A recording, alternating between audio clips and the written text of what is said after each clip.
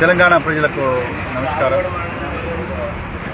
ఈరోజు మున్సిపల్ ఎన్నికల సందర్భంగా సంగారెడ్డి పట్టణంలో సంగారెడ్డి మాజీ ఎమ్మెల్యే శ్రీ జగ్గారెడ్డి గారు చాలా నీచంగా జుగుప్సాకరమైన భాషలో పోలీసు శాఖను అవమానించారు.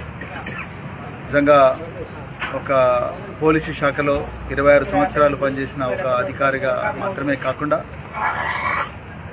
మామూలు మనిషిగా కూడా ఆ భాష వింటుంటే చాలా బాధ అనిపించింది. రక్తం మరిగిపోయింది. నిజంగా జగ్గారెడ్డి గారు మీరు చాలా సీనియర్ రాజకీయ నాయకులు, ఎన్నో సంవత్సరాల నుంచి రాజకీయాల్లో ఉన్నారు. సంగారెడ్డికి ఎమ్మెల్యేగా పనిచేసింది. ఇప్పటికి కూడా కాంగ్రెస్ పార్టీలో యాక్టివ్గానే ఉంటున్నారు. మీ క్యాండిడేట్ను ముట్టుకుంటేనే మీరు సిఐని గాండుగాడు అంటున్నారు, నానా దుర్భాషలు ఆడుతున్నారు. ఇంకా హోంగార్డులను అయితే మీరు చాలా నీచంగా తిరుగుతూ ఉన్నారు. మీ అమ్మకు పుట్టినరా, నాయనకు పుట్టినరా, కొడుకులారా మీ సంగతి చూస్తా అని అంటున్నారు. అంటే యూనిఫామ్కి ఇచ్చే మర్యాద ఇదేనా?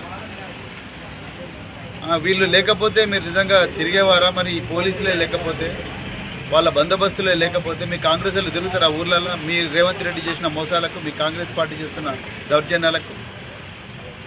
అలాంటి గొప్ప త్యాగాలు చేస్తున్న డిపార్ట్మెంట్ను పట్టుకొని నువ్వు సిఐని గాండుగాడంటావా? హోంగార్డులనేమో అమ్మనాయన గుట్టిండ్రా అంటావా? మీ సంగతి చూస్తే కొడుకులారంటావా? ఏం భాష అది? ఇదేనా భాష మీరు మాట్లాడేది ఒక సీనియర్ రాజకీయ నాయకుడిగా? ఇలా నేను అడుగుతా ఉన్నా, ఇలా రేవంత్ రెడ్డికి నేను ఛాలెంజ్ చేస్తున్నా. రేవంత్ రెడ్డి గారు మీరే హోంమంత్రి, మీకు చేతనైతే లేదు. అందుకొరకే మీ దగ్గర ఉండే సీనియర్ రాజకీయ నాయకులు, అదేవిధంగా ఎమ్మెల్యేలు, ఎక్స్ఎమ్మెల్యేలు పోలీసు డిపార్ట్మెంట్ను అష్ట కష్టాలు పెడతా ఉన్నారు. వాళ్ళని బ్లాక్మెయిల్ చేస్తూ ఉన్నారు, వాళ్ళని ఇబ్బందులు పెడతా ఉన్నారు, వాళ్ళకి ఇష్టం లేని పనులు వాళ్ళతో చేయిస్తూ ఉన్నారు. సిట్ల ద్వారా కానీ ఇంకో ద్వారా కానీ వాళ్ళ మీ ఎమ్మెల్యేలే వాళ్ళ మీద విపరీతంగా దౌర్జన్యాలు చేస్తూ ఉన్నారు. ఇంకా యూనిఫామ్కి ఏం వాల్యూ ఉన్నది? హోంమంత్రి మీరే. మీ హోంమంత్రిత్వ శాఖలో ఉండే కానిస్టేబుల్ల మీద, ఎస్ఐల మీద, సిఐల మీద మీ ఎక్స్ఎమ్మెల్యేనే గాండుగాడు అని అంటున్నారు. అదేమన్నా భాష నాండి వాడాల్సిన భాష? రేవంత్ రెడ్డి గారు మీరు అదే భాష మాట్లాడుతున్నారు, మీ ఎమ్మెల్యేలు, మీ ఎక్స్ఎమ్మెల్యేలు అదే భాష మాట్లాడుతూ ఉన్నారు.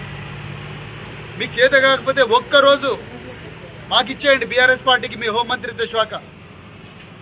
పోలీస్ శాఖ పవర్ ఏందో చూపిస్తాం, పోలీస్ శాఖ ఇజ్జత్ ఏందో నిలబెడతాం.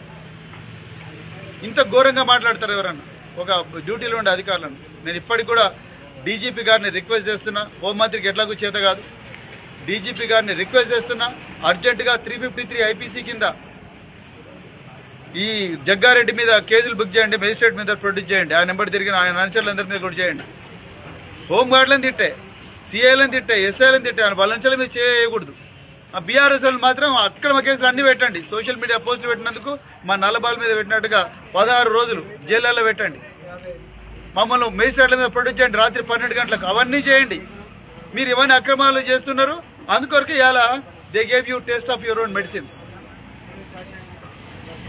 డీజీపీ గారు మీరు అర్జెంటుగా 353 ఐపీసీ కింద జగ్గారెడ్డి మీద, వాళ్ళ అనుచరుల మీద కేసు బుక్ చేయాలి.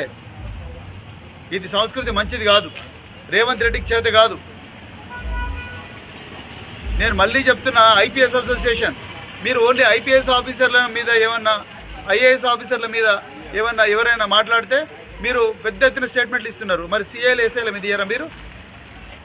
సిఐలు, ఎస్ఐలను గాండుగాళ్ళు అంటుంటూ రకరకాల దుర్భాషలు ఆడుతుంటే కొడుకులారా మీ సంగతి చూస్తామంటుంటే అన్యం పునవర్గని హోంగార్డులు, వాళ్ళ డ్యూటీలు చేస్తున్న హోంగార్డులు వాళ్ళు ఈరోజు వాళ్ళ డ్యూటీ చేస్తుంటే మీరు అమ్మాయిలు కుట్టినరా కొడుకులారా మీ సంగతి చూస్తాని ఒక ఎమ్మెల్యే, ఎక్స్ఎమ్మెల్యే మాట్లాడుతూ ఉంటే మీ ఐపీఎస్ ఆఫీసర్ ఎక్కడ పోయింది? ఎందుకు ఖండిస్తలేరు మీరు?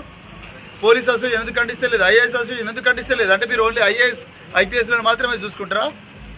మీరు మంచిగుంటే చాలా, మీ ఇజ్జత్ మంచిగుంటే చాలు, మిగతా వాళ్ళ పోలీసు వాళ్ళది, చిన్నోళ్ళది ఇజ్జత్ ఎంత ఖరాబ్ అయినా పర్వాలేదా? అర్జెంటుగా ఐపీఎస్ అసోసియేషన్ కూడా దీన్ని ఖండించాలి, ఐఏఎస్ అసోసియేషన్ కూడా ఖండించాలి. అర్జెంటుగా జగ్గారెడ్డి గారి మీద వెంటనే కేసు బుక్ చేయాలి. అదేవిధంగా ఆయన మేజిస్ట్రేట్ మీద ప్రొడ్యూస్ చేసి రిమాండ్ చేయాలి. అవసరం అనుకుంటే ఆయన పీడీ యాక్ట్ కింద జైల్లో పెట్టండి. నేను మళ్ళీ చెప్తున్నా రేవంత్ రెడ్డి గారు, ఇది బీఆర్ఎస్ పార్టీ మీకు చూస్తున్న ఛాలెంజ్. ఒక్కరోజు ఆ డిపార్ట్మెంట్ మా చేతిలో పెట్టు. ప్రజల జీవితాలు ఎట్లా కాపాడాలనో, డిపార్ట్మెంట్ ఇజ్జత్ ఎట్లా నిలపాలనో మేము ఒక్క రోజులో చేసి చూపిస్తాం. జై తెలంగాణ, జై కేసీఆర్.